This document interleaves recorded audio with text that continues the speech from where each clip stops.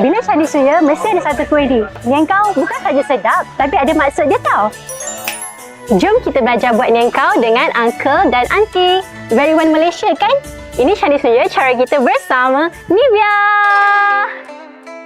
Seperti yang kita tahu, kuih bakul ni ialah kuih tradisional orang Cina. Kenapa uncle sebagai seorang India nak buat kuih bakul ni? Tahun 89 saya datang Johor Jaya, saya kerja orang Singapura, ada kilang dekat sini.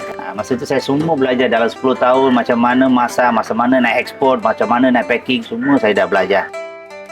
Kuih bakul nampak senang tapi sebenarnya mencabar. Bahan yang diperlukan adalah tepung puluh, air, gula dan bentuk jadi bakul. Tapi part yang paling penting kena bersabar sebab proses khususnya mencecah 9-10 jam. Hai Kak. Oh, susah juga buat kuih ni. Sampai berpeluh-peluh Kak. Kalau Kak berpeluh, pakailah deodorant Nivea ni. Wow. Lepas pakai, terus rasa fresh dan wangi peony yang premium. Ada 10 kali vitamin C untuk kulit lebih cerah dan licin.